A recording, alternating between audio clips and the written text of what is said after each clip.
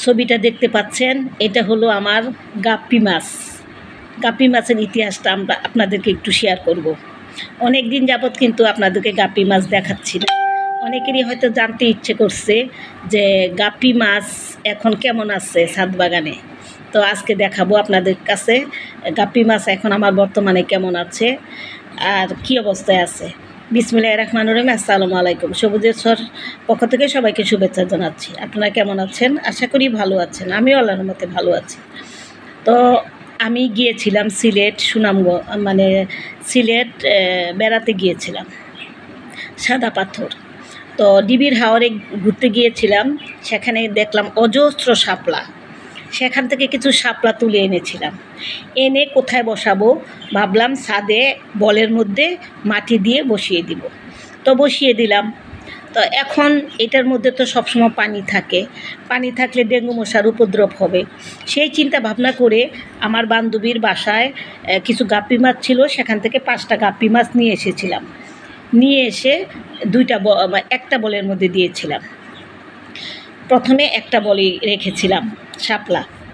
তো রাখার পর এত ডিম পেড়ে বাচ্চা দিয়েছে যে অসংখ্য বাচ্চা দিয়েছে গাপ্পি মাছ।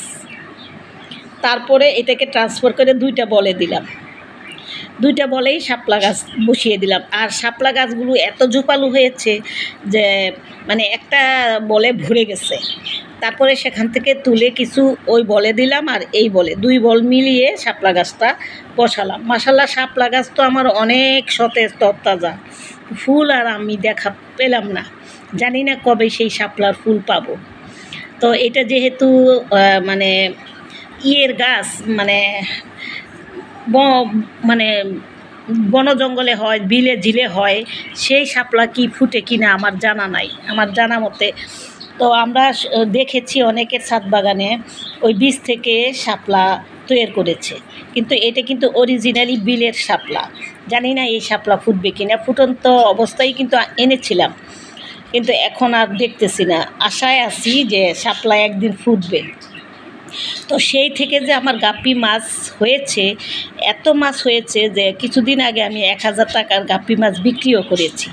এটা কিন্তু একটা লাভজনক ব্যবসা হিসাবে কিন্তু নেওয়া যায়, কিন্তু আমি তো নিতে পারি না, সময় পাই না। বিশেষ করে আমার ছাদ বাগান আছে, আমি সেইগুলো করি, তারপর অন্যান্য কাজ করি। এটার একটা চিন্তা ভাবনা আমার আছে, কিন্তু ভবিষ্যতে দেখা যাবে এটার আমি কি করতে পারি।